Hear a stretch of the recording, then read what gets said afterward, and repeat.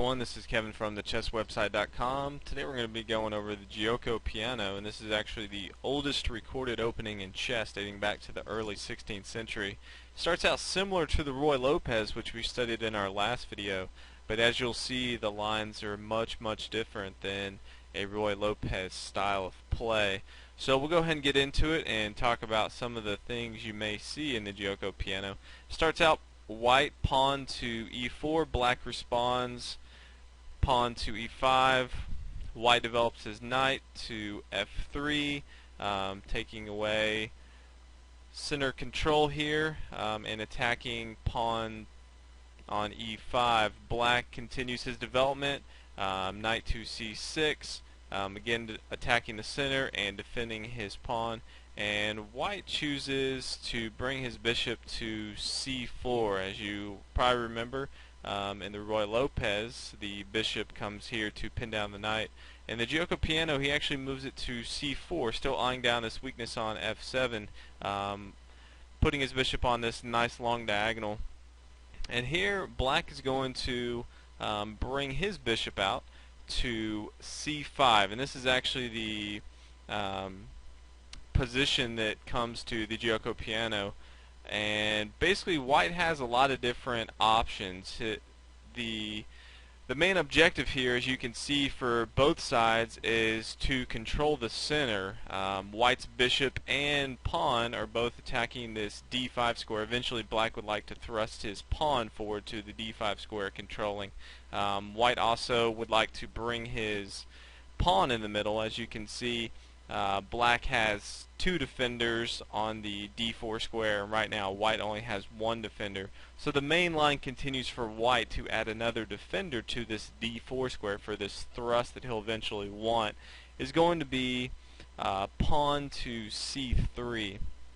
Now white has many options he can do, but for the most part you are going to see almost exclusively black develop his knight to f6, bringing into the game, putting more pressure on this d5 square center control, and also attacking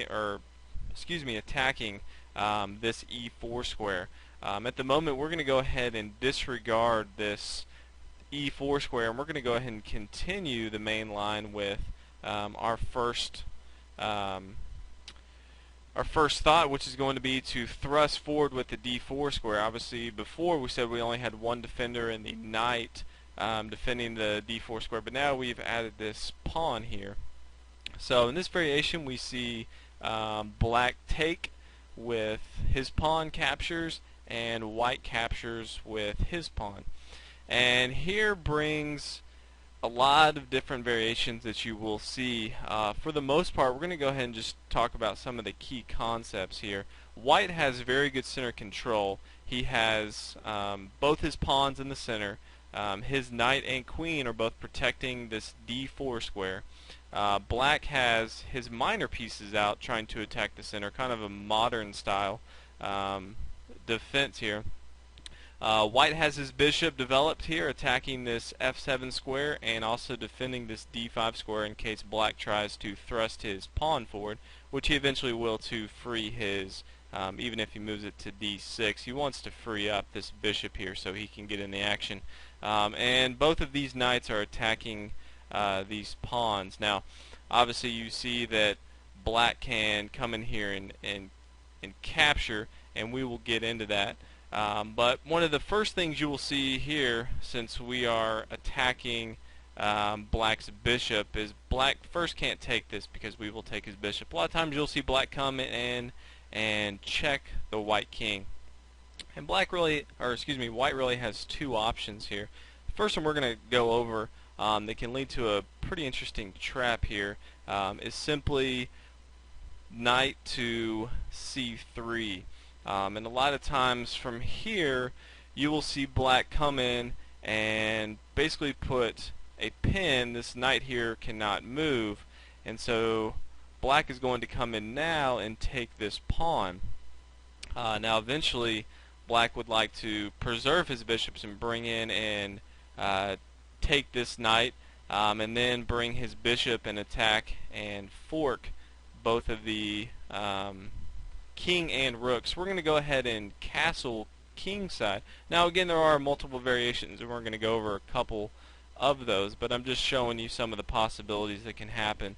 In this case, you'll normally see black go ahead and capture. Again, he wants to hold on to his bishop pair. We're going to go ahead and take back, and black, we're actually sacrificing a pawn here, and black's going to go ahead and take that. Now he doesn't have to, but he's going to be eyeing down this rook. Now you would normally think that white would have to move this or he's going to take it, but we're actually going to disregard that and set up our trap, and that is simply queen to b3. And this does a few things. One, it attacks this black bishop, so he's going to have to move. He obviously can move and take this pawn, and we can just take. Obviously, as you can see, we are eyeing this f7 square that we've got added protection from. So he's got to do something. More than likely, he's going to try to take as much material as he can, and that's going to be in the form of bishop to a1. And here our trap is unleashed. We can go ahead and check the king here on f7, and then as he moves, obviously he could move his king to e7, but then we can go ahead and bring our bishop and easily fork the queen. So normally you'll see the king move here to f8, and then we can go ahead and bring in our bishop into the action, attacking the queen. You'll normally see black has to move his knight here, and then white can move his rook to e1. Basically his knight is pinned down to the queen.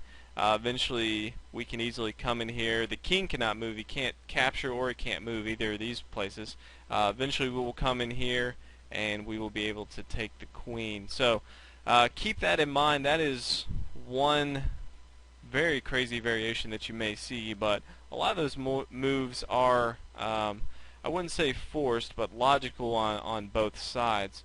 So we're going to get into another variation here, and that is simply instead of the knight capturing, is just simply the bishop capturing.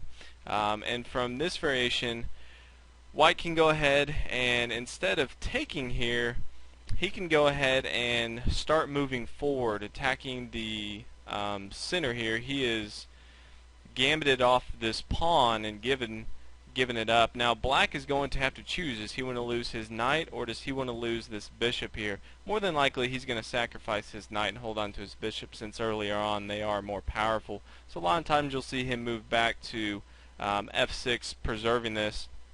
And now we can take this knight, but we're actually going to do another move, developing more pieces, getting into the action, and move rook to e1, pinning down this knight onto the king and attacking again both of these knights. So we're not rushing our attack. We're not capturing when we have to. We're building up slowly our attack.